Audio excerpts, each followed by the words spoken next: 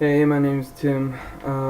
This video is going to be about defense against middleman attacks, specifically with wired networks. They're just on the rise lately. A lot of people are susceptible to these attacks because they just plug in the plug from their ISP and they just go on their merry way, not really considering how vulnerable they are.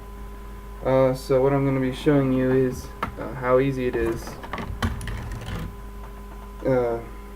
If this was a network cable between a computer and a router, you could easily just separate the two plastic tubings in order to expose the wire, if you can see that, and you could actually just split a second wire in half and open up this plastic casing around the wire and connect them.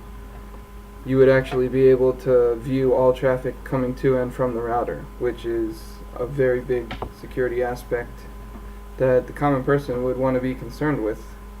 So I'm going to be showing you how exactly to perform this man-in-the-middle attack, and also suggests various ways to defend. And there's also various tools you can use for cutting and stripping the wires. They're usually only a few dollars for a cheap one. They're also pretty effective. Just demonstrate this one. You line this up, twist it around.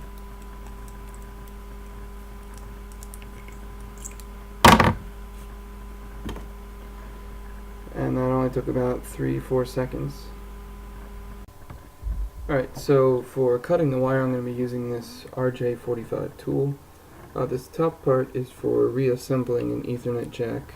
You just put it in through right here with the wire, and then you simply squeeze it and it'll place the wire back in, so you can shorten or lengthen a cable as needed. And then I have the splicing blade right here, you'll be able to see that.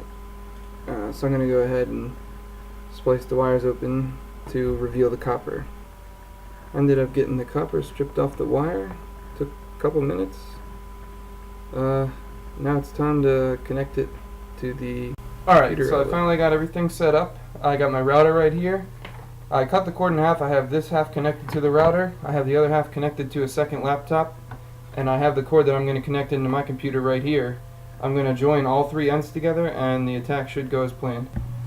Alright, so as you can see right here, I've just put all three wires together. I had to use a little bit of tape just to keep them from touching each other, otherwise it wouldn't work. I know it looks pretty weird. This isn't typically done in a home network. It's more in a company or secure network that this would be more effective. As you can see in this diagram, when the router sends a packet to A, B can intercept that packet. The same goes for when A sends a packet back to the router. B can also intercept that without either end knowing that B's there or intercepting the packets. The crucial part comes is when B can send out packets pretending to be either A or the router. That's when the situation can get out of hand. So I just navigated to Google on the other laptop. I was able to capture all of the information using Wireshark being connected in with this laptop. Okay, so let me just filter out. Okay. So as you can see right here, here's the initial contact with Google, and they're exchanging their certificate via HTTPS.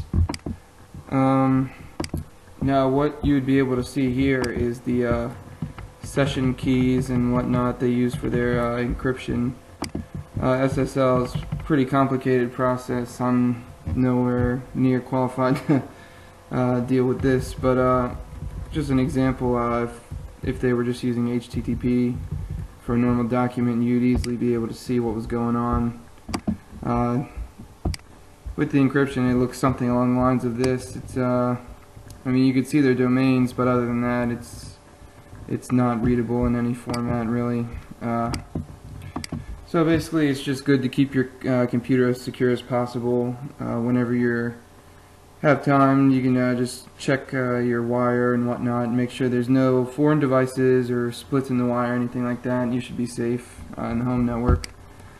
In an enterprise or a company, it'd be a lot harder to find I spoke with some people and they said they've had their internet go out a couple times and they just, assume that it's down. There might be that one time where it's not down, you could lose some crucial information. So, yeah, not much to worry about here in the home network. You'd be more likely to get attacked with a Wi-Fi middleman attack, or it's not a big chance it's going to happen unless your friend's like a hacker or something, you let him in to your house. So, yeah, I'm just showing you what's possible to do, even with Ethernet cables still to this day. So in the end, it's just a very simple way to monitor or capture someone's traffic without them knowing. So thanks for watching my video. I hope you learned a lot and can defend yourself against these attacks.